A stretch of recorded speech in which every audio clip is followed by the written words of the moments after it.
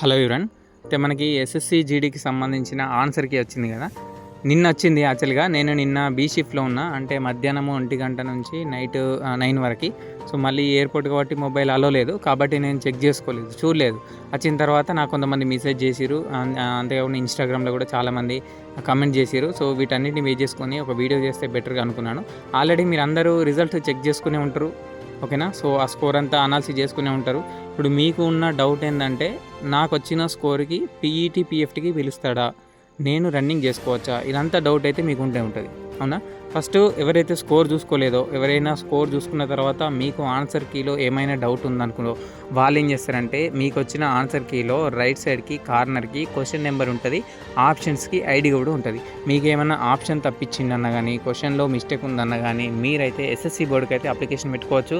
అతనైతే మనకి రిప్లై ఇస్తాడు. ఆ రిప్లైని బేస్ చేసుకొని మనకు మార్క్స్ యాడ్ చేసుకోవాలా వద్దా అని చెప్పేసి డిసైడ్ అయిపోతాడు, ఓకేనా. సో మళ్ళీ ఇంకోటి ఏంది, మనకి నెక్స్ట్ నార్మలైజేషన్ కూడా ఉంటుంది. అదంతా డిసైడ్ చేసుకొని మళ్ళీ మనకి ఫైనల్గా రిజల్ట్ అయితే రావడం జరుగుతుంది. బట్ ఇప్పుడు ఏంటంటే, ఈ స్కోర్ను బేస్ చేసుకొని ఆ తర్వాత మళ్ళీ మనకి పీఈటీ పీఎఫ్టీ ఒక లిస్ట్ అయితే జరుగుతుంది, లిస్ట్ రావడం జరుగుతుంది. ఆ లిస్ట్లో ఉన్న వాళ్ళందరినీ మళ్ళీ రన్నింగ్ పిలుస్తాడు.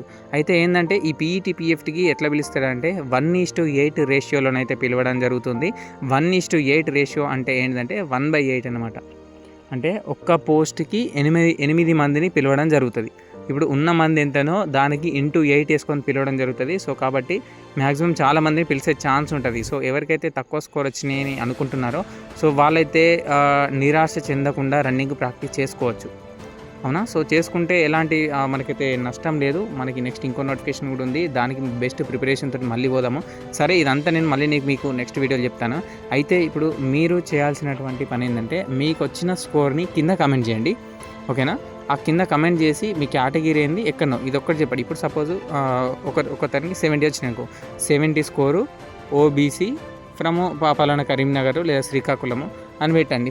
ఫీమేల్ అయితే ఫీమేల్, మేల్ అయితే మేల్, ఇలా పెట్టండి. సో పెట్టిందని బేస్ చేసుకొని నేను ఏం చేస్తానంటే, నెక్స్ట్ డే లేదా ఈరోజే ఈ ఒక 2 hours 3 hours కల్లా నేను మళ్ళీ నాకు ఈరోజు బీ షిఫ్టే ఉంది. సో కాబట్టి నేను మళ్ళీ ఒకటి పోయి నైట్ 9 వరకు అయితే రావడం జరుగుతుంది. మళ్ళీ ఆ టైంలో నేను మళ్ళీ రిప్లై ఇవ్వకపోవచ్చు.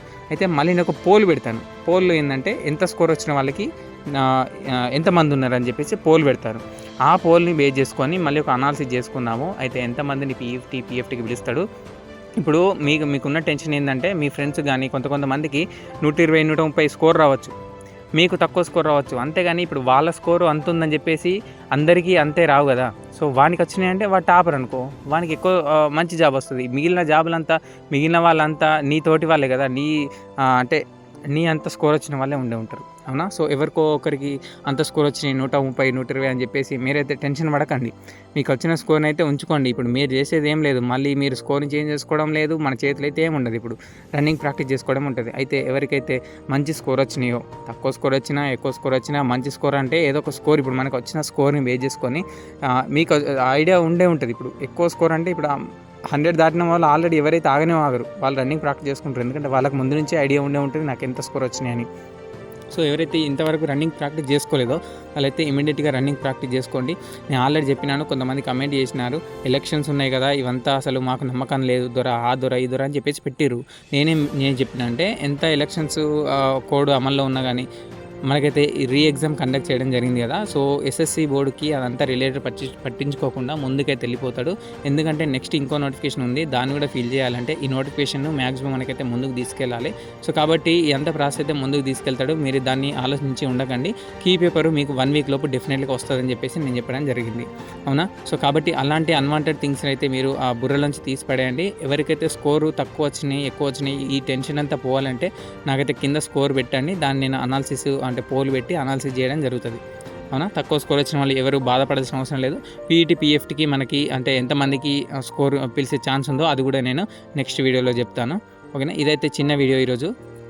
ఇంకా ఎవరైతే స్కోరు మీరు చూసుకోలేదు అనుకుంటున్నారో, సో వాళ్ళైతే మళ్ళీ ఒకసారి క్లారిటీగా చూసుకొని మీకు వచ్చిన స్కోర్ ఎంతనో క్యాలిక్యులేట్ చేసుకోండి. డౌట్ ఉన్న వాళ్ళు మాత్రము ఇక్కడ ఉన్న అంటే క్వశ్చన్ నెంబర్ ఎంత, దానికి మనకి ఎస్ఎస్సికి అప్లై చేసుకోండి. మ్యాక్సిమం ఎవరికి ఉండదు. సో ఎవరికైనా ఉంటే మాత్రం అలా అప్లై చేసుకోవడానికి జరుగుతుంది, చేసుకోండి. సో రన్నింగ్ అయితే మనకైతే టైం ఉండదు. సో చూసింది కదా మనకి ఎంత ఫాస్ట్గా ముందుకెళ్తుందో.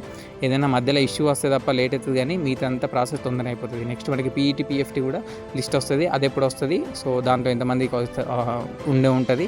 సో ఎంత స్కోర్ వచ్చిన వాళ్ళకి ఇవన్నీ నేను నెక్స్ట్ వీడియోలో చెప్తాను. ఓకేనా? సో ఇదే అయితే ఈరోజు చిన్న వీడియో.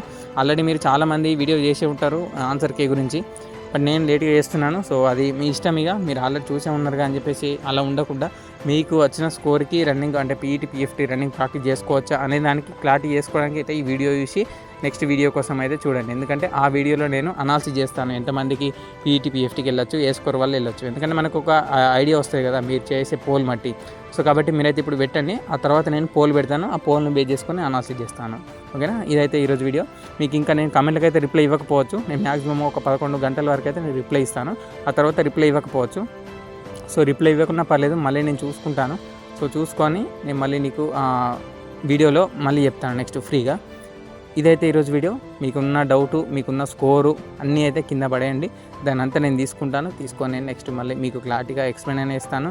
సో లేదంటే నేను రిప్లై అని ఇస్తాను. ఇన్స్టాగ్రామ్లో కావాలంటే ఇన్స్టాగ్రామ్లో MH వర్మ స్టడీస్ అనే ఉంటుంది, దాంట్లో మీరు నాకు కమెంట్ చేసినా పర్లేదు, దానికి నేను రిప్లై ఇస్తాను.